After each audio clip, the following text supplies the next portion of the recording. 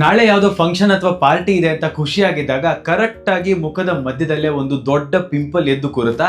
ಇದು ನನಗೆ ಯಾಕೆ ಬರುತ್ತೆ ಅಂತ ಬೇಜಾರಾಗ್ತಿದ್ದೀರಾ? ತುಂಬಾ ಜನ ಮುಖದ ಮೇಲೆ ಮೊಡವೆಗಳು ಬಂದ ತಕ್ಷಣ ಉಷ್ಣ ಆಗಿದೆ ಅಂತ ಎಳ್ನೀರು ಕುಡಿತಾರೆ. ಇನ್ನಷ್ಟು ಜನ ಮೆಡಿಕಲ್ ಸ್ಟೋರ್ ನಲ್ಲಿ ಹೋಗಿ ಸಿಗೋ ಯಾವುದೋ ಒಂದು ಕ್ರೀಮ್ ನ ಹಚ್ಚಿ ಮುಖ ಮತ್ತಷ್ಟು ಹಾಳು ಮಾಡ್ಕೊಳ್ತಾರೆ. ಇನ್ನು ಕೆಲವರು ಸಿಟ್ಟಿನಲ್ಲಿ ಅದನ್ನ ಬೆರಳುಗಳಿಂದ ಒಡೆದು ಮುಖದ ಮೇಲೆ ಶಾಶ್ವತವಾಗಿ ಕಪ್ಪು ಕಲೆಗಳನ್ನ ಮಾಡ್ಕೊಳ್ತಾರೆ. ಆದ್ರೆ ಮೊದಲನೇದಾಗಿ ಮೊಡವೆಗಳು ಅಂದ್ರೆ ಪಿಂಪಲ್ ಗಳು ನಾರ್ಮಲ್?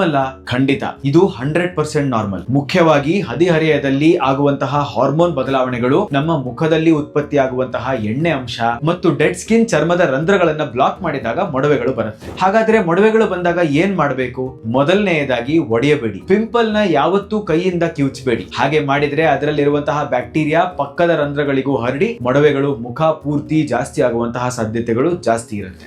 ಎರಡನೆಯದು ಸರಿಯಾದ ಫೇಸ್ ವಾಶ್. ದಿನಕ್ಕೆ 2 ಬಾರಿ ಸ್ಯಾಲಿಸಿಲಿಕ್ ಆಸಿಡ್ ಇರುವಂತಹ ಮೃದುವಾದ ಫೇಸ್ ವಾಶ್ ಅನ್ನ ಬಳಸಬೇಕು. ಇದು ಮುಖದಲ್ಲಿರುವ ಎಣ್ಣೆಯ ಅಂಶ ಮತ್ತು ರಂಧ್ರಗಳಲ್ಲಿ ಡೀಪ್ ಕ್ಲೀನ್ ಅನ್ನ ಮಾಡುತ್ತೆ. ಮೂರನೆಯದು ಲೈಫ್ ಸ್ಟೈಲ್ ಬದಲಾವಣೆ. ವಿಪರೀತ ಸಕ್ಕರೆ ಮತ್ತು ಜಂಕ್ ಫುಡ್ ಅನ್ನ ಕಡಿಮೆ ಮಾಡಬೇಕು. ಸಾಕಷ್ಟು ನೀರು ಕುಡಿಬೇಕು. ಹಾಗೆ ಜೊತೆಗೆ ನೀವು ಮಲಗುವ ದಿಂಬಿನ ಕವರ್ ಅಂದ್ರೆ ಪಿಲ್ಲೋ ಕವರ್ ಗಳನ್ನ ಕನಿಷ್ಠ ವಾರಕ್ಕೊಮ್ಮೆಯಾದ್ರೂ ಕಡ್ಡಾಯವಾಗಿ ಬದಲಾಯಿಸಬೇಕು. ಯಾಕೆ ಅಂದ್ರೆ ತಲೆ ಕೂದಲಿನ ಎಣ್ಣೆ ಮತ್ತು ಬ್ಯಾಕ್ಟೀರಿಯಾ ಅದರಲ್ಲಿ ಸೇರ್ಕೊಂಡಿರುತ್ತೆ. ಆದ್ರೆ ಕೆಲವರಲ್ಲಿ ಮೊಡವೆಗಳು ಮತ್ತೆ ಮತ್ತೆ ಬರ್ತಿದ್ರೆ ಚರ್ಮ ರೋಗದ ಡಾಕ್ಟರ್ ಅಂದ್ರೆ ಡರ್ಮೆಟಾಲಜಿಸ್ಟ್ ನ ಬಳಿ ಹೋಗಿ ಸಲಹೆಯನ್ನ ಪಡ್ಕೊಳ್ಳಿ. ಪಿಂಪಲ್ ಬಂತು ಅಂತ ವಿಪರೀತ ಸ್ಟ್ರೆಸ್ ಮಾಡ್ಕೊಳ್ಬೇಡಿ. ಸ್ಟ್ರೆಸ್ ಇಂದ ಮೊಡವೆಗಳು ಇನ್ನಷ್ಟು ಜಾಸ್ತಿ ಆಗುತ್ತೆ. ಇಂತಹ ಮತ್ತಷ್ಟು ಸಿಂಪಲ್ ಮತ್ತು ಕರೆಕ್ಟ್ ಮೆಡಿಕಲ್ ಇನ್ಫಾರ್ಮೇಶನ್ ಗಾಗಿ ನಿಮ್ಮ ಡಾಕ್ಟರ್ ಶ್ರೀಹರಿಯನ್ನ ಫಾಲೋ ಮಾಡಿ.